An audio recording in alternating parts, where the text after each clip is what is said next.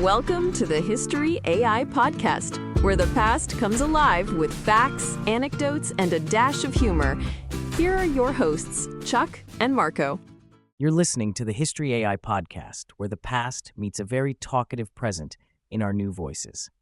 I'm Chuck. And I'm Marco. Before we dive in, quick call to arms. If you like smart, spooky history told with personality, hit subscribe right now. It takes a second, it's free, and it means you never miss an episode. And while you're at it, tap that 5-star review. Seriously, it's the single best way to help this show grow. Your stars tell the algorithm gods, hey, this is worth hearing, and they actually listen. Plus, every episode we make is evergreen, relevant whenever you press play, and powered by the latest AI architecture, so the research stays crisp and the pacing tight. Today we're walking down a lonely farm path in Bavaria to a place that feels like a folktale until the details bite back. Hinterkaifeck. If you know, you know. If you don't, buckle up. And be sure to stay tuned after the episode for the original song Footprints to Hinterkaifeck. Picture Bavaria in early spring, 1922. The war has been over a few years, but it hasn't really let go. Fields are waking up from winter. Carts bump along rutted tracks, and the air carries that damp mix of soil and smoke. Germany's economy is wobbling, prices feel slippery, and every village has men who came back quieter than they left. In that world, Hinterkaifeck sits a little apart from everyone else, close enough to see a chimney's thin thread of smoke, far enough that a shout might die before it finds a neighbor's door. The farm wasn't grand, but it was sturdy. Think a low, thick-walled farmhouse shouldering up to a connected barn, the kind of layout that keeps you warm in a Bavarian winter and lets you check on the livestock without wrestling with the weather. A well, a woodpile stacked like a promise, sheds with tools that had handles polished by generations of hands, chickens, a few cows, maybe a pig or two, enough bustle to make its own little weather system of clucks and steam. The people give it shape. Andreas Gruber, grizzled, set in his ways, a man who treats thrift like a religion and privacy like a fence with barbed wire on top. His wife, Cecilia, the quiet engine that keeps the household moving. Their daughter, Victoria, a widow on paper, her husband listed as killed in the war, with a voice trained in the church choir and a life lived under watchful eyes. Then the children, little Cecilia, old enough to fetch kindling and ask too many questions, and baby Josef, who measures out his days in naps and milk, and the soft thunder of boots on floorboards. And just to twist the knife of fate, you have Maria Baumgartner, the new maid. She arrives the very day the story tips over. First-day jitters, trying to learn the kitchen's logic, where the flour lives, how the stove drafts, who likes their coffee strong and who likes it hot. She has no time to map the space before the night changes it forever. If you drop into the village that feeds news to the farm, you find a tight loop of church bells, market days, and gossip that moves faster than any postman. People know each other's debts and feuds, who sings off-key in the choir, who walks home a little too slowly past the wrong gate. The Grubers aren't invisible in that world. They're known, sometimes admired for their hard work, sometimes whispered about for habits and rumors that stick like burrs. It's the kind of community where a missing key becomes a story by supper, and a strange footprint can carry a dozen explanations before dawn. The land itself collaborates. Woods crowd the edges of fields, and when the wind threads through the trees, it makes the barn creak like a living thing. At night, the yard falls into big, stubborn shadows. A lantern carves out a little circle of safety, and beyond it, there's just the hush of soil and the restless shift of animals. If you're on that path after sunset, you hear your own bootsteps louder than you'd like. And in the weeks before everything breaks, oddness starts to seep in. Footprints in new snow that walk toward the house and then disappear. Keys that go missing, which in a city might be nothing, but on a farm are practically sacred. An unfamiliar newspaper lying around like a dropped thread from someone else's life.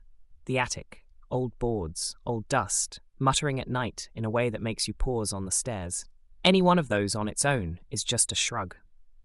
Together, they feel like a hand pressing gently on the door from the other side. Add the rhythms of the place. Cows to be milked before the light is honest, bread to proof near the stove, water pulled from the well, ashes scooped and scattered. Those routines are a clock the family winds every day. They're also a map. Anyone who learns the pattern knows when the house is empty, when footsteps will cross the yard, when a voice will answer a call from the barn. In a city, anonymity is a shield. Out here, routine is both comfort and exposure. That's the stage. A farm with its own gravity, a family woven tight around work and habit, a village that pays attention in the way only small places can, and a landscape that makes sound travel but help arrive slowly. It's ordinary, almost cozy, right up to the moment it isn't.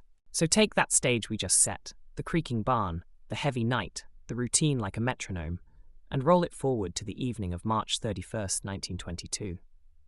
Supper's done. The stove breathes a steady heat. Somewhere a lantern is hooked on a nail, throwing that slow amber halo over the kitchen table. You can almost hear the small sounds, a chair leg scuffing the floor, a kettle rousing itself, baby Josef fussing and then settling. The kind of night where you expect nothing more dramatic than a log giving up and collapsing into ember. Except something interrupts the rhythm. Maybe it's a sound from the barn, an agitated low from a cow, a clatter that suggests a stall latch slipped, or a tool that shouldn't be moving at this hour. On a farm, you don't ignore that. Andreas would have grabbed a coat, maybe a lantern, and stepped into the yard's cold mouth of air. The path to the barn is muscle memory. He doesn't expect danger. He expects a chore. And that's the cruel geometry of it.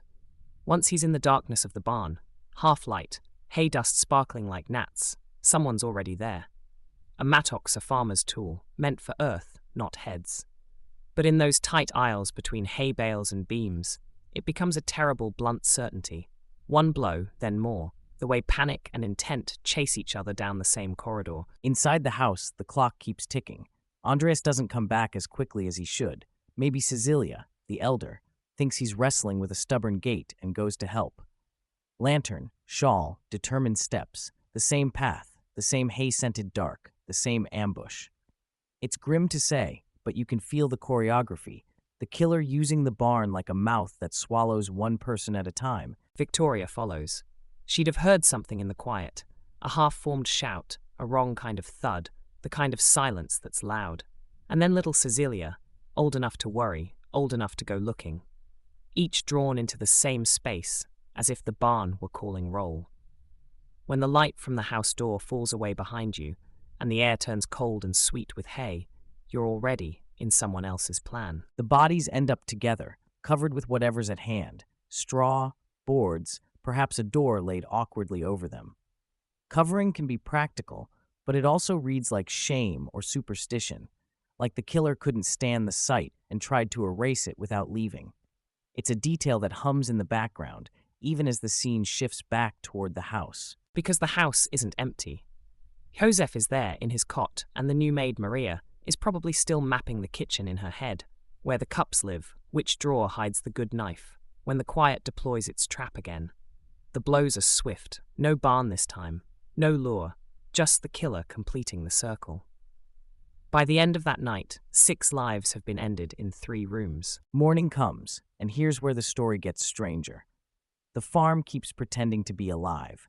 The fireplace sees use. There's evidence of food. The animals are tended. It's as if the killer, or killers, decided to wear the house like a coat for a day or two, moving through the rooms at the same pace the family would have, rehearsing their motions.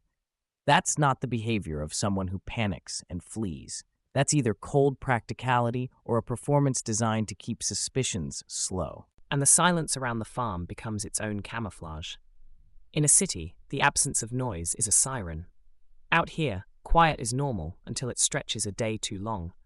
Neighbors notice smoke one day and not the next, or the absence of familiar faces on a path, but distance sands down urgency. Meanwhile, the dog is there, tethered, restless, and the livestock keep their schedule. A person who knows the rhythm, even roughly, can wind the clock for a little while. The order matters because it shows you intent. Luring 4 people to the barn one by one isn't a frenzy, it's patience.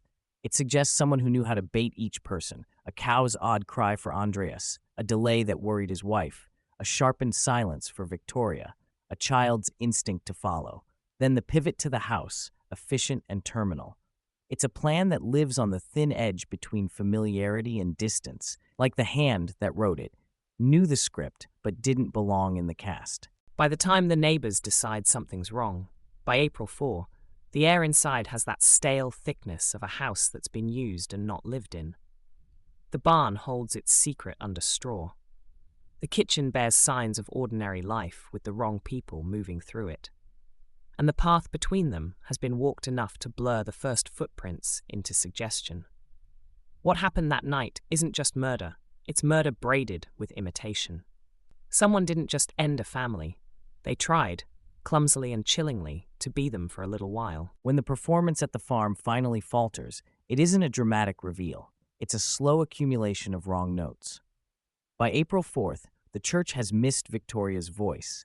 The little girl hasn't shown up at school.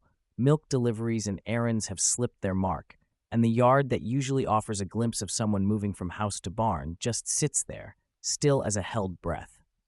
Neighbors talk it through the way small places do, on doorsteps, over fences, and what was odd becomes, we should go check. A few men make the walk, boots sucking at the damp path, already rehearsing harmless explanations, because that's how you brace your mind. Up close, the house looks normal from a distance, and wrong from an arm's length. Curtains hang the same, but no footsteps answer a call. Doors resist. The dog makes restless noise. Somewhere, a cow shifts in its stall with the insistence of an animal that expects breakfast on time. They go to the barn, because on a farm, that's where answers live. The first step inside is a shift in temperature and smell.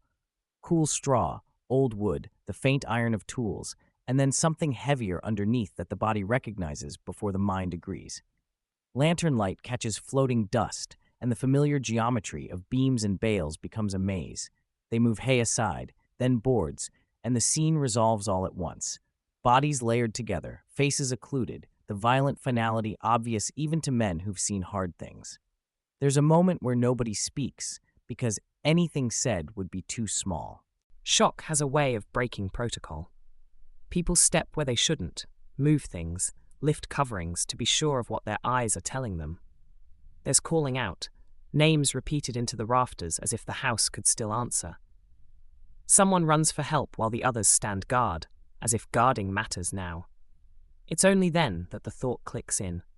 If 4 are here, the house has the rest of the answer. Inside, the quiet is different, closer, muffled by walls that were meant to keep in heat and keep out wind. Josef is found in his cot, the new maid Maria in her room. The rooms look almost normal in that deranged way. A struck clock can still tell time. Bread sits where bread should sit. Ash has been scooped. A dish is out of place in a way that suggests use rather than neglect. The details line up like a parody of routine. Someone has been in these rooms after the murders, moving with a kind of borrowed confidence. Word moves fast once it finally moves.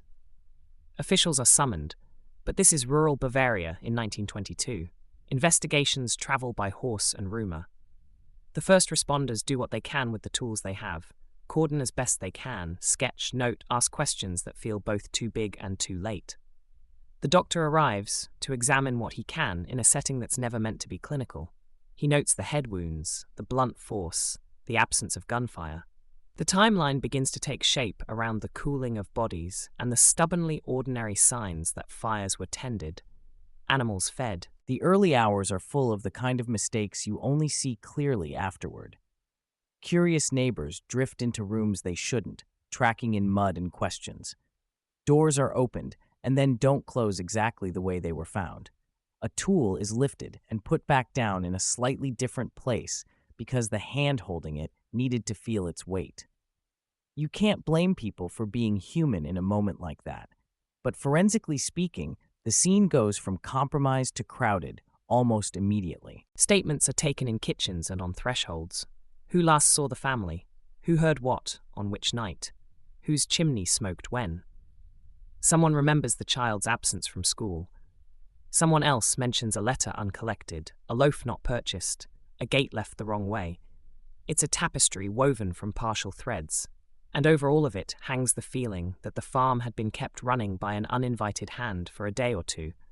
Chores performed with just enough accuracy to look like life from a distance. The search widens to the outbuildings and the well.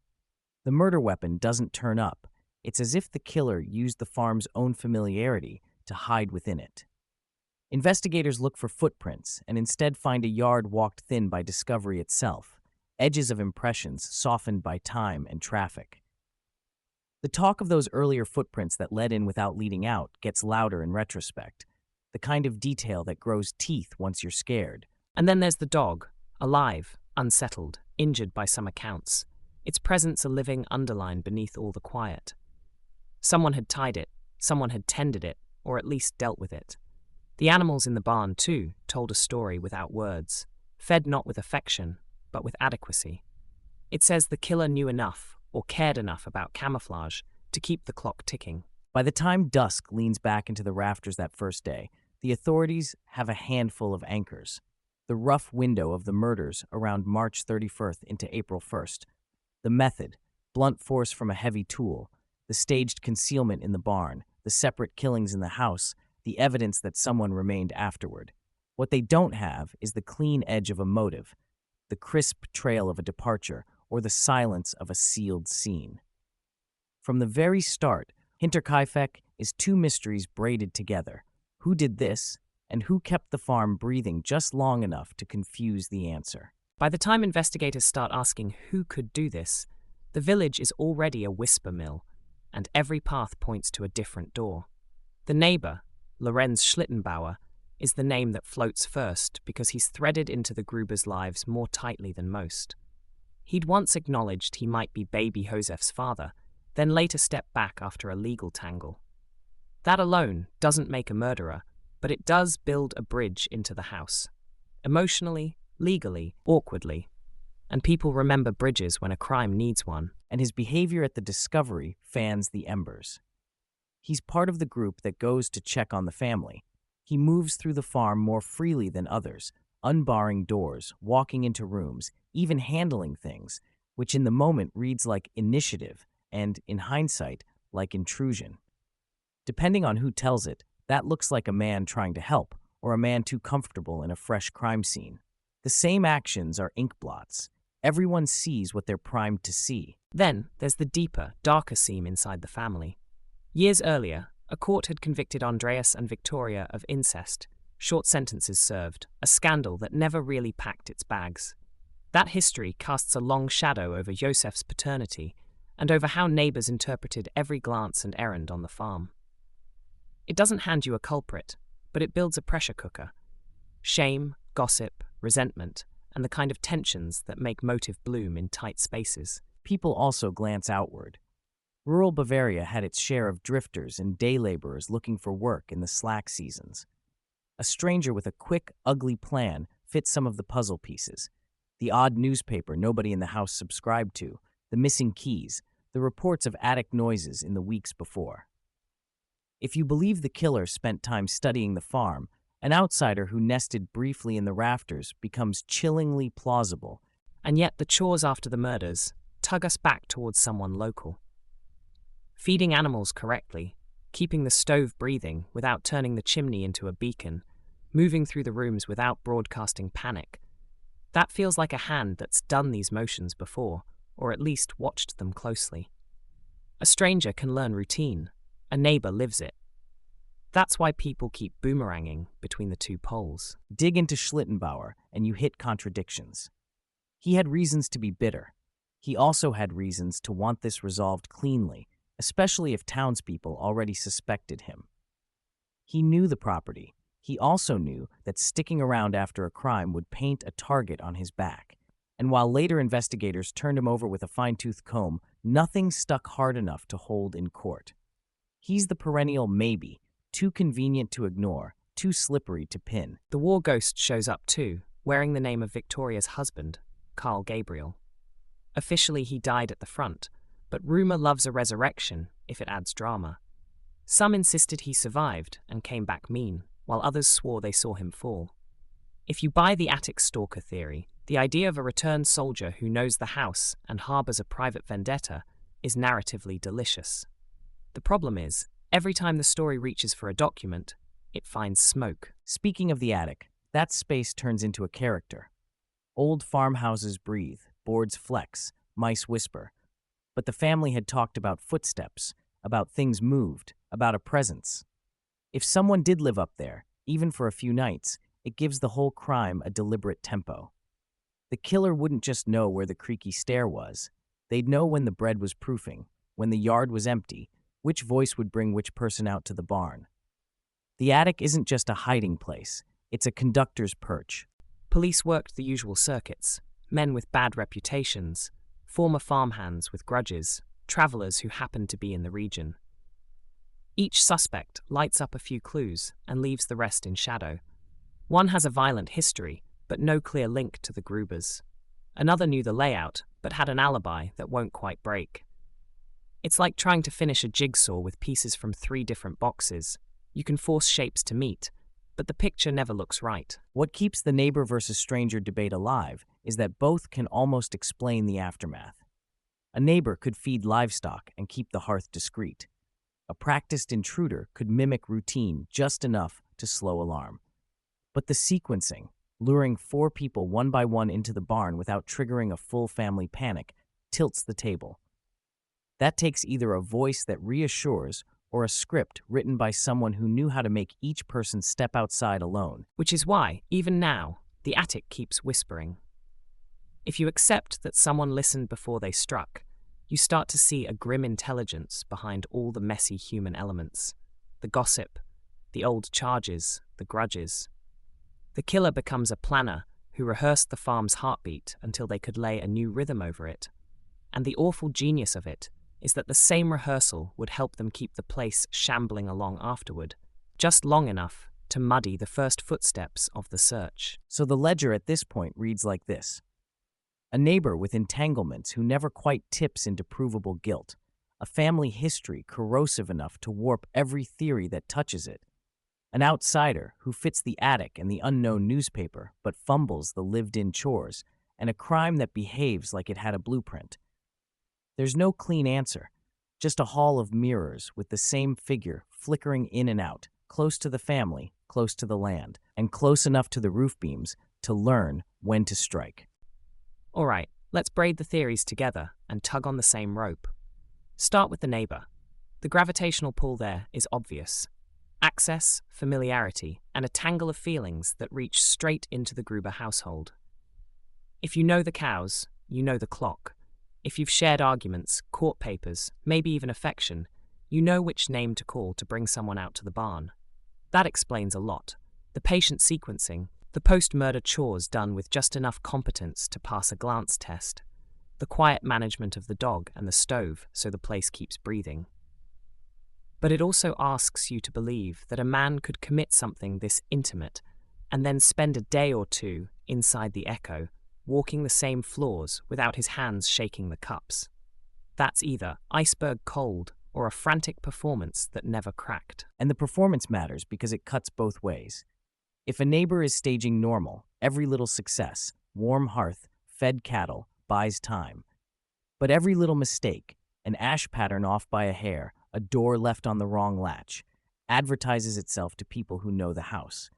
It's camouflage sewn from the household's own fabric, and locals are the ones most likely to tailor it. Now flip it. The stranger lands with a different kind of logic. The unfamiliar newspaper, the missing keys, the attic noises like someone memorizing the floorboards. Those are the calling cards of a watcher. An intruder staking out the farm could learn its heartbeat. When bread proofs, when the yard empties, when a certain voice draws a certain person outside. If you accept that prelude, the night itself plays like a grim recital. One by one to the barn, then a pivot to the house. What trips the theory is the aftercare. Sticking around to feed animals and tend fires is not the usual script for a drifter worried about getting seen. It's either supreme confidence or a calculation that an empty, silent farm would trigger alarm faster than a farm that still mutters its daily chores. And to be fair, a practiced outsider could fake routine just enough. You don't need to be a master dairyman to keep a cow from bawling for a day. You need nerve, a decent sense of where the feed is, and a chimney that won't smoke like a flare. But the more you stack those choices, the more the stranger starts to look less strange. Familiarity bleeds in around the edges. Which takes us to the version I can't shake, the in-between figure. Not a daily fixture at the table, not a ghost off the road, but someone close enough to study the pattern up close, far enough to slip in and out without leaving 100 fingerprints of memory on every neighbor's tongue. The attic becomes their balcony. From there, you can hear the house breathe, learn which hinge squeals, time the walk from hearth to barn. When the night comes, you're not improvising. You're executing a plan written to the rhythm of the place. And if you add a second person, the gears mesh a lot smoother. Two people can divide the labor of terror. One lures, one strikes. One minds the animals, one minds the door. One keeps watch while the other tends the fire just enough to keep the illusion warm. It shrinks the burden on any single set of nerves, and it explains the barn choreography without needing superhuman patience or luck. The obvious objection is the secret itself. Can two people hold a story this big without it leaking? Maybe fear, kinship, or shared guilt did the stitching. The truth hiding in all three versions is the same hunger for proximity. Whether it's a neighbor with grievances, a stranger who rehearsed the roof beams, or a pair that braided skill and motive, the killer knew the cadence of Hinterkaifeck. They knew how to summon one body at a time to that hay-sweet dark, and they knew just enough of the morning's work to keep dawn from shouting. That's the detail I keep returning to. The murders were an act. The days after were an impersonation. Whoever did this didn't just end a household. They tried, briefly, to wear it. And that's why every theory feels almost right. Each one reaches for a person close enough to fit the family's routine, like a borrowed coat, and distant enough to vanish when the village finally turned its head. If the murders are the hard edge of this story, the evidence is the part that keeps smudging every time you try to hold it. From day one, the scene suffers the kind of fate small communities can't help but inflict. Shock loosens gates, neighbors step in to help, doors are opened and not quite closed the way they were found, and a dozen well-meaning hands leave a dozen invisible fingerprints. By the time officials can impose order, the barn and the house have been walked thin. What might have been crisp impressions in dirt or ash turn to suggestions, and suggestions don't testify. And the record-keeping inherits that same wobble. Statements are taken in kitchens, on stoops, sometimes with a child tugging a sleeve or a kettle whistling in the background. People mean well, but memory is a live wire on days like these. A voice heard late becomes very late a week later. A chimney smoking on one morning gets quietly reassigned in retellings. Even names and spellings drift, depending on who's writing and which dialect is speaking. You try to weave a rope from those threads, and it frays as fast as you twist. Physical artifacts don't fare much better. Reports say the victims' skulls were sent to Munich for closer study, a step that makes sense if you want second opinions, measurements, maybe something a rural autopsy can't give you. Then history itself leans in like a wrecking ball. War years, bombings, relocations, files boxed and reboxed. Somewhere in that churn, the skulls vanish. It's macabre to say it, but the case literally loses its heads, and with them any future chance at more advanced examinations. The murder weapon plays its own game of hide and seek. The working theory is a mattock, heavy, handy, common on a farm, and not long after, the property is combed. Nothing. Only when demolition crews tear the place down later does something that looks like the weapon show up where it could have been tucked by someone who knew where to tuck it. That delay does more than irritate investigators. It blunts questions you'd want answered in the moment. Fibers, stains, placement, all the small forensic whispers that get loudest when they're fresh. Paper trails age in a different way. Some police notes survive, but they're snapshots rather than film.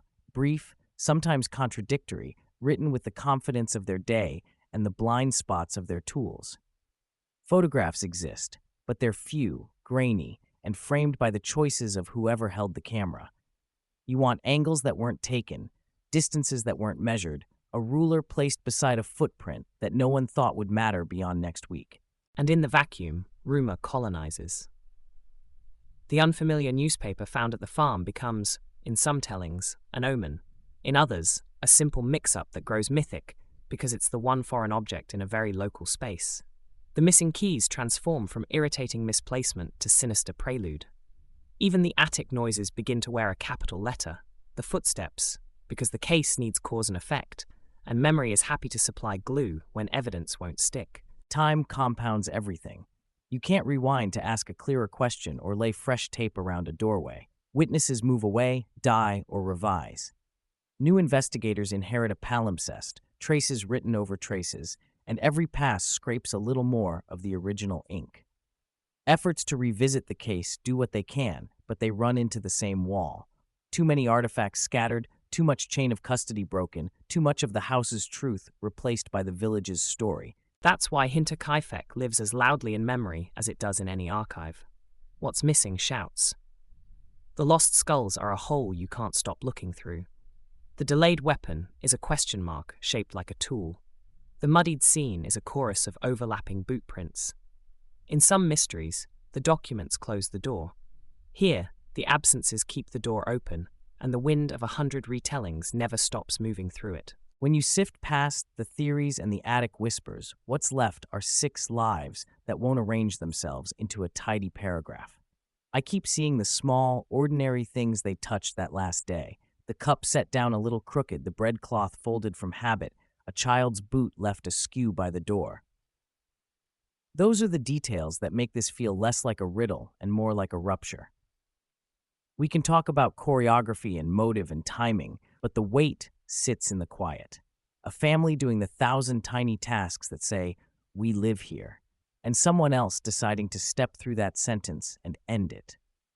It's impossible to stand in that kitchen in your mind and not feel the human outline of each person, especially Maria, who hadn't yet learned where the spoon slept, and Joseph, who hadn't learned anything beyond the warmth of arms and the rhythm of feet on floorboards.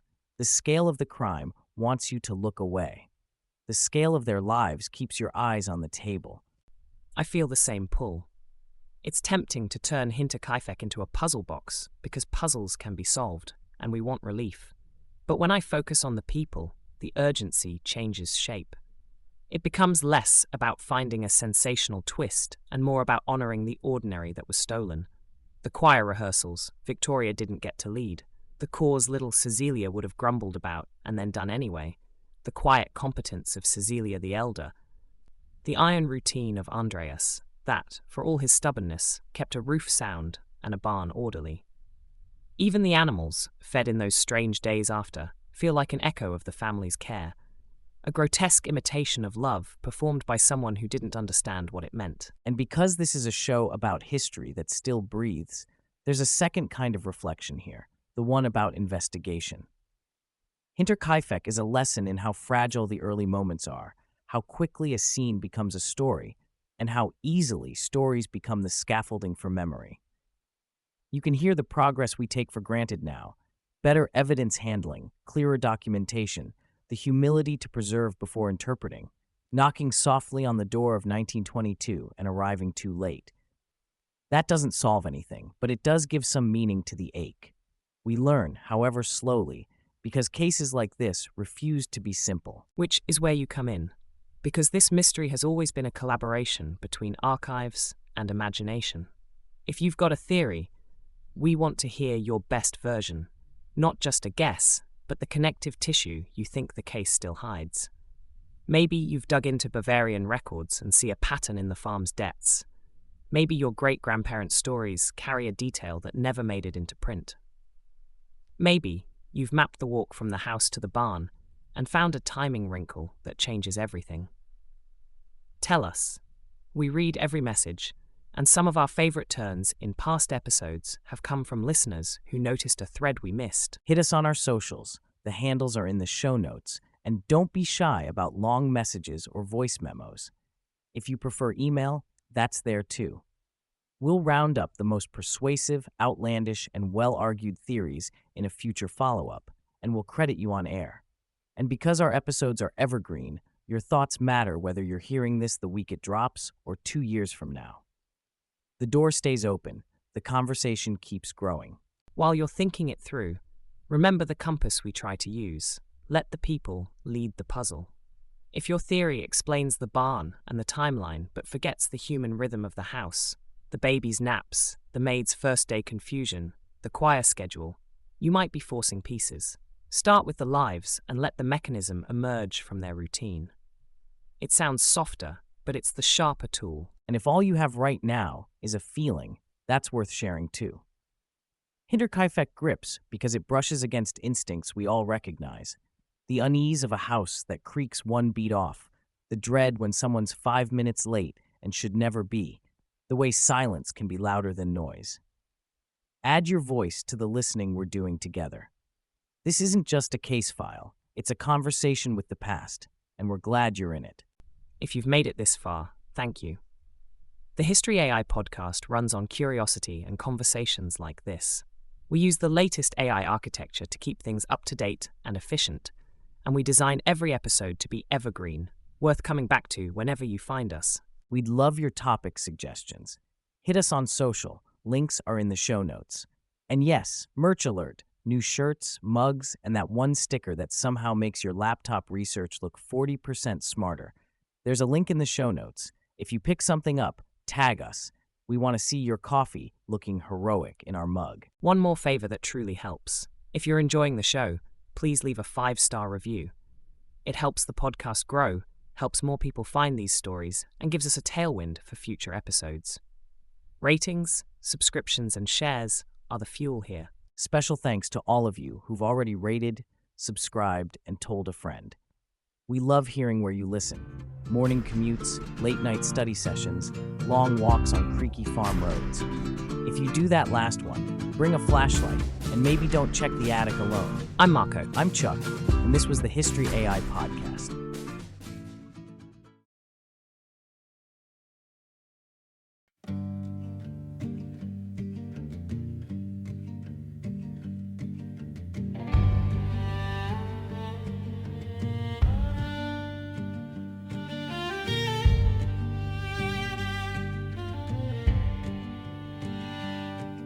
Snow fell quiet on the Bavarian ground. Farmhouse alone, no soul around. 6 hearts beating under one old roof. Then whispers came through the barn uncouth. Footsteps led in, but none led away. The wind was still, the skies were gray. A family's prayers were left half said when the devil came to Hinterkaifeck. There's blood in the hay and a silence so thick. Axes don't lie and the clock won't tick. The cows still low, the lanterns sway, but no one walks out of Hinterkaifeck today. No one walks out of Hinterkaifeck today.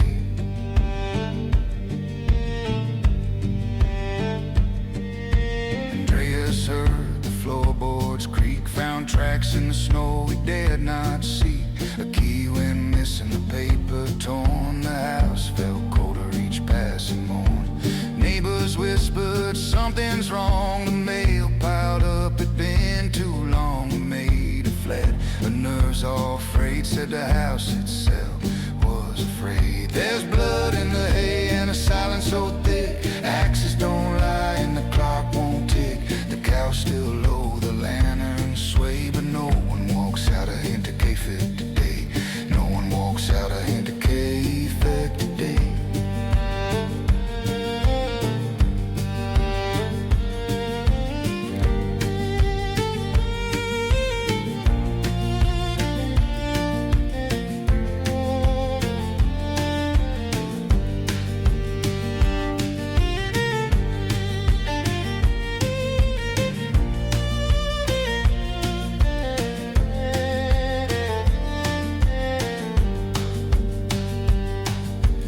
Souls buried neath crosses and stone, their secrets frozen to the bone. Did a stranger come or a friend betray? No one saw who walked away. In the attic shadows someone stayed and waited there for 6 long days. The bread was sliced, the fire fed, while the family lay cold in their bed. There's blood in the hay and a silence so thick. Axes don't lie and the clock won't tick. The cows still low, the lanterns sway, but no one walks out of Hinterkaifeck today. No one walks out of Hinterkaifeck today.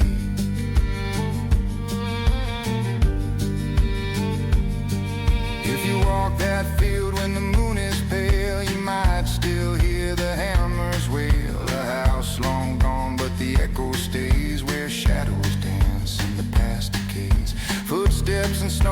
that never fade lead to the barn where the price was paid.